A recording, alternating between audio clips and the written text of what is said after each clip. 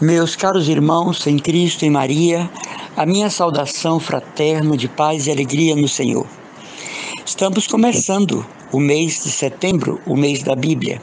E para nós, cristãos, católicos, temos também a festa da Natividade de Maria e depois nós temos a festa da exaltação da Santa Cruz. Este mês é um mês que nós somos convidados a termos para com os textos sagrados uma maior aproximação, uma inclinação maior para nós podermos usufruirmos das graças dos textos sagrados que nós chamamos Sagradas Escrituras, Bíblia Sagrada. Para nós cristãos católicos, a Bíblia não é a única forma de fé, mas é o caminho da revelação. Para nós é o magistério da Santa Igreja e a palavra de Deus. Porque, tirando os livros do Antigo Testamento, que fazem parte da cultura judaica, do sinodal judaico, todo o Novo Testamento foi definido pela Igreja Católica nos concílios, que já são do nosso conhecimento. Para nós cristãos católicos, a Bíblia não é e não pode ser a única regra de fé. Primeiro, porque foi escrita por homens. E quando nós lemos um texto bíblico, sobretudo no Antigo Testamento, também no Novo, nas cartas de São Paulo, nas cartas de Tiago, João, Pedro, de Tito, nos Atos dos Apóstolos, nós temos que ter em mente essas realidades que eu gostaria de dizer para cada um de vocês.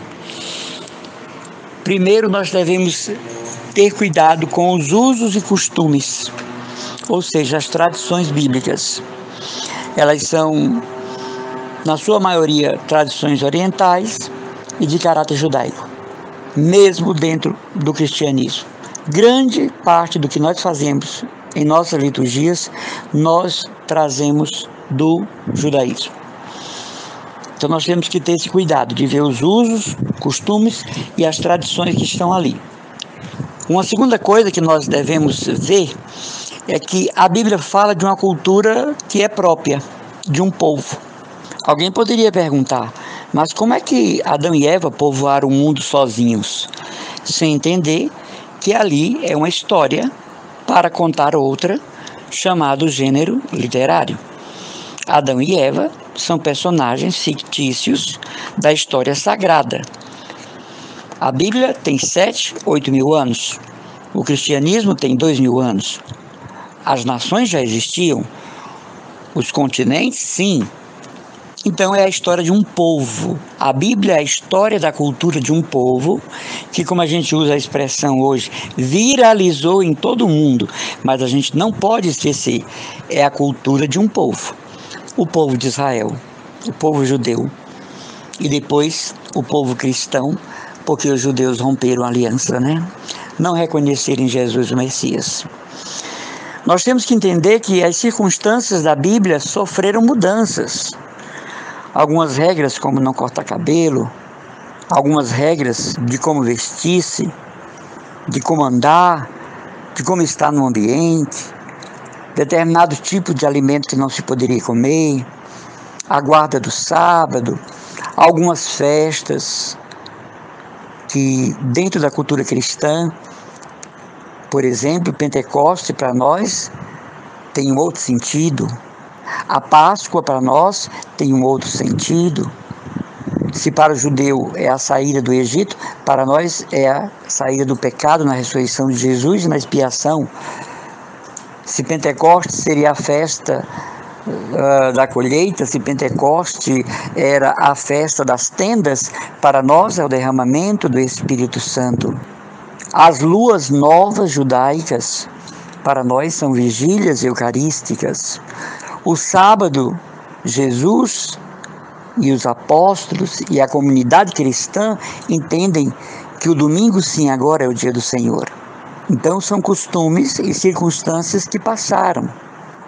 Geralmente, certas oferendas que se pedia para colocar no altar, hoje isso seria um escândalo e seria até uma profanação do altar, né? Sacrificar carneiros, holocaustos, queimar oferendas em cima do altar, então as circunstâncias mudam.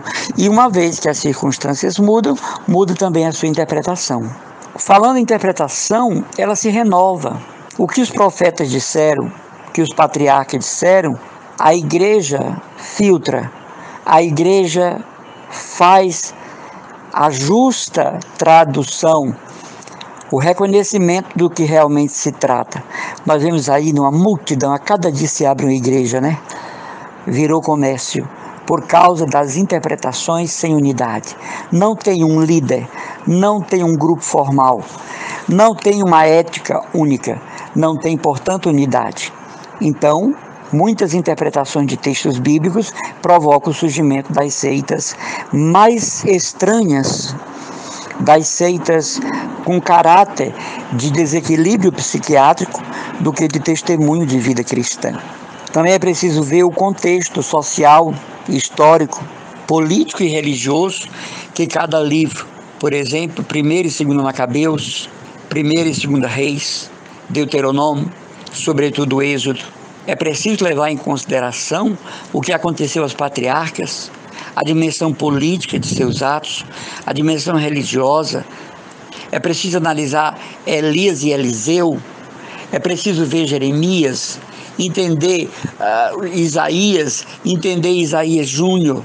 É preciso entender Esdras, é preciso entender o papel de Judite, da rainha Esté, do rei Davi, do rei Salomão, nas dimensões éticas, sociais, políticas, religiosas e, por que não dizer, não é, psiquiátricas, pessoais. Para quê? Para que nós entendamos o que esses livros querem propor. Não, eu vou seguir o que diz Jeremias à risca. Não, não, não. Ai, mas porque Naamã mergulhou no rio e nós vamos fazer um rio aqui na igreja e quem mergulhar vai se libertar como Naamã. Não, ali é uma simbologia sociopolítica. O mergulho de Naamã tem uma dimensão e uma explicação sociopolítica interligada ao religioso na complexa compreensão do que fosse o judaísmo e as suas falanges e seus inimigos e também as falanges dos seus inimigos. Quando nós vemos Davi com uma funda derrubou um gigante Golias e o matou, é certo que haviam os homens chamados gigantes, não é? Mas é preciso entender o que é que significa sociopolítico e religioso esse tombamento do gigante Golias. Quando lemos que Sansão derrubou as, digamos assim, estacas do palácio, quando Sansão com sua força partiu um leão no meio, a interpretação não é literal, a interpretação precisa obedecer aqueles códigos canônicos para justificar a lenda de Sansão e Dalila. O histórico, não é, lendário do poder de Sansão e que esse poder se acaba quando se corta o cabelo. Isso é uma coisa que hoje uma criança de 5ª série iria gostar muito de ver como historinha, né? Então é preciso ter muito cuidado com a interpretação bíblica. A Sagrada Escritura está submetida ao magistério da Igreja, que tem o poder de interpretar e apenas ele a Sagrada Escritura. Aqui não entra em questão o livre exame. O livre exame foi a metodologia usada por Martinho Lutero e João Calvino, que gerou aí essa multidão quase incontável de seitas, que todas dizem ser a Igreja de Jesus, mas não comungam em unidade nenhuma. Só se juntam quando o assunto é para difamar Maria, os santos, os padres e a Igreja. Mas elas não se interligam. Ao contrário, elas são inimigas por causa do dízimo, né?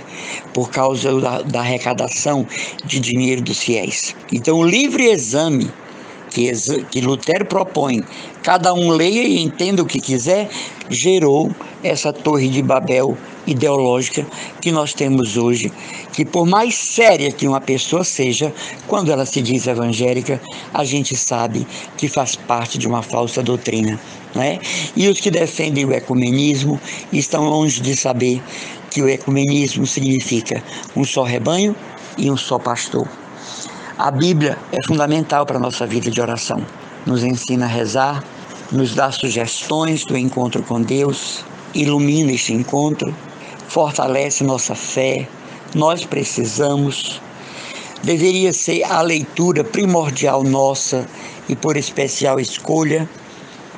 Deveria ser a leitura preferida e predileta, mas sem o fanatismo, sem o literalismo, sem o isolamento do texto. É preciso entender toda a diversidade que se encontra na Sagrada Escritura, no Antigo e Novo Testamento. Como eu disse, ela não é a única fonte da fé.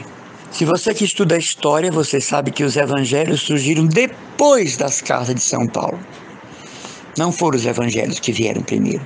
Então, o que havia no início da igreja e que inclusive dá sustentação à sua historicidade é a tradição oral, de pai para filho, né? De filho para neto, as castas, as tribos, as comunidades que vão continuando depois da morte do último apóstolo até hoje.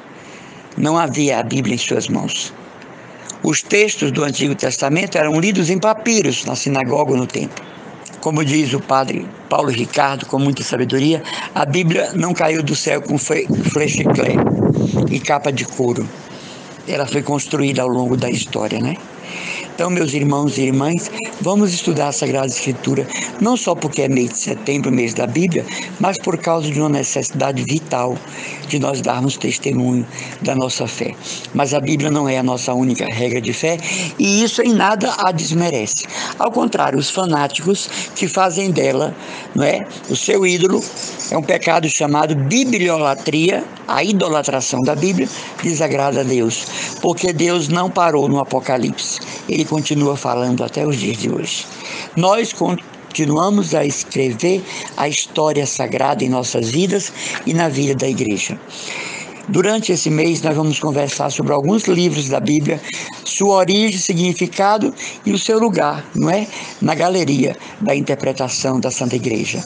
Um abraço, feliz mês de setembro, abençoado mês da Bíblia, para todos aqueles que nos acompanham como irmãos na fé.